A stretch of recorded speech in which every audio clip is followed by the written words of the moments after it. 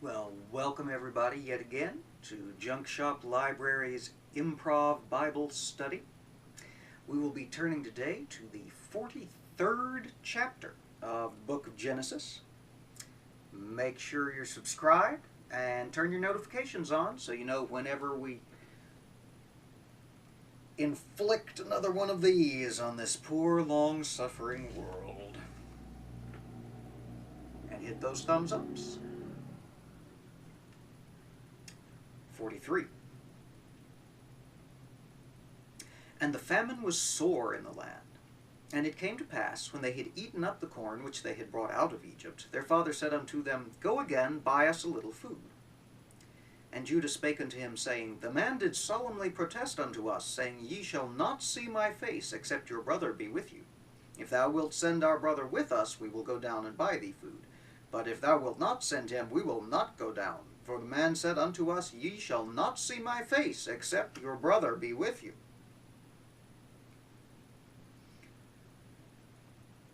And Israel said, Wherefore dealt ye so ill with me as to tell the man whether ye had a brother? And they said, The man asked us straitly of our state and of our kindred, saying, Is your father yet alive? Have ye another brother? And we told him according to the tenor of these words. Could we certainly know that he would say, Bring your brother down? And Judah said unto Israel his father, Send the lad with me, and we will arise and go, that we may live and not die, both we and thou, and also our little ones. I will be surety for him. Of my hand shalt thou require him. If I bring him not unto thee, and set him before thee, then let me bear the blame forever. For except we had lingered, surely now we had returned this second time. And their father Israel said unto them, If it must be so now, do this. Take of the best fruits of the land in your vessels, and carry down the man a present, a little balm, a little honey, spices, and myrrh, nuts, and almonds, and take double money in your hand, the money that was brought again in the mouth of your sacks. Carry it again in your hand, peradventure it was an oversight. Take also your brother, and arise, go again unto the man. And God Almighty give you mercy before the man, that he may send away your other brother and Benjamin. If I be bereaved of my children, I am bereaved. And the men took that present, and they took double money in their hand, and Benjamin, and rose up and went down to Egypt, and stood before Joseph. And when Joseph saw Benjamin with them, he said to the ruler of his house, Bring these men home, and slay and make ready, for these men shall dine with me at noon. And the man did as Joseph bade, and the man brought the men into Joseph's house.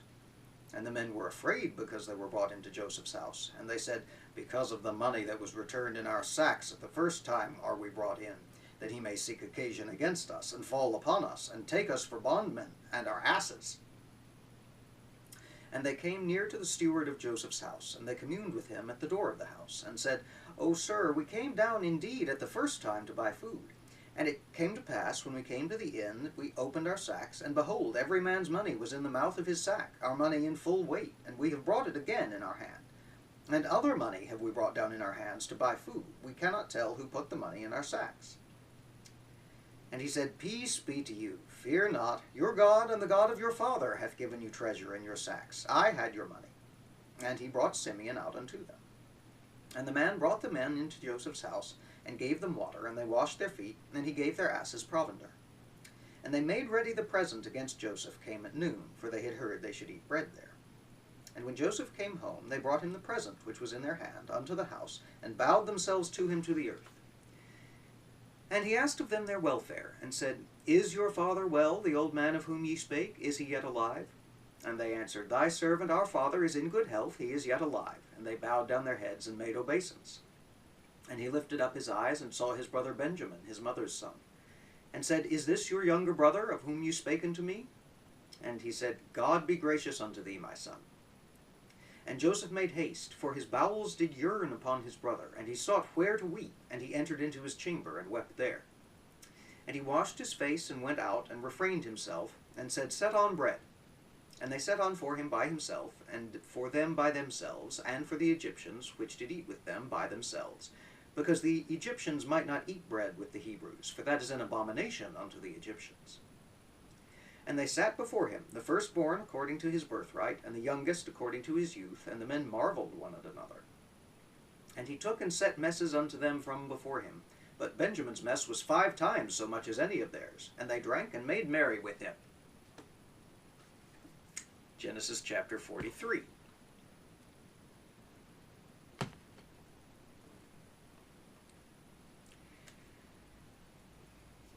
And honestly, the only thing I really found funny in that was that bit where one of the brothers says, just go ahead, bring Benjamin, we'll take him down there, we promise to bring him back, but my goodness, we could have gone and come back by now if we hadn't sat here dithering all day about this.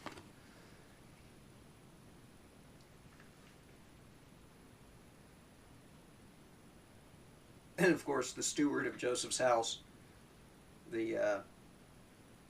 his gentleman's gentleman, whom they take aside before they go into Joseph's house and say, look, hey, here's the thing. We were down here a while ago, and we bought some food.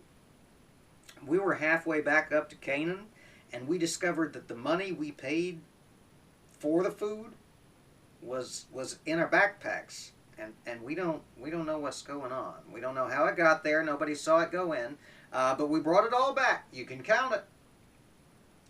And we also brought more. We're not looking to get anything for free here. We brought more money, enough to cover, we brought back the money we owe you from the first time, and also enough to cover what we're asking for today. The steward said, calm down. I put the money back in your bags. They just go, okay. Weird Egyptians. Don't ask. Don't ask. If we're not in trouble, let's not ask questions. Let's just get through this dinner and hope not to cause offense. Because that's why this crazy governor wants all 12 of us here for dinner. He's looking for some weird, outlandish custom that he can take offense at, and then he's going to kill us all or take us as slaves and steal our donkeys and all. It's the only reason he's not asking anybody else. I saw Ishmaelites over there, and they weren't being asked up to the big house for dinner. Well, they go in and sit down, and Joseph says, okay, you sit there, you sit there, you sit there. Goes all the way down, all 11 of them, and seats them in order of age. And they're not all that far apart. Remember, these came from 2 wives and 2 concubines.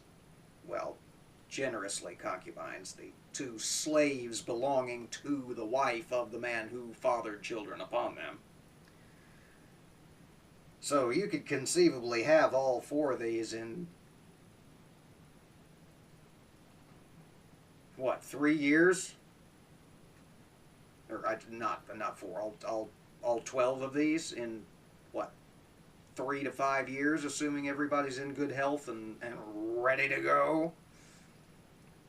So there's not likely a lot of age difference between. It's not like he looked at the doddering old one with the gray hair and said, okay, you, and then the fine man in the prime of life and said, okay, you sit next. Puts all 11 of these guys in exactly age order and gives 5 times as much food to little Benji as he does to anybody else. And everybody drank and made merry, getting drunk with the governor.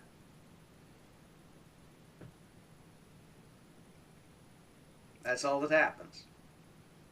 And I tried to make it funny recounting it, but there's, again, just not a lot to dig into on this one.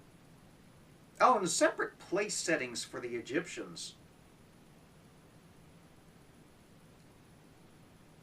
Joseph's got a place setting out by himself, and then the brothers are over by themselves, and then the Egyptians in the household, at least the ones who are eating in the big dining hall, off by themselves, because Egyptians don't eat with Hebrews. Star-bellied sneetches had bellies with stars, but the plain-bellied sneetches had none upon theirs.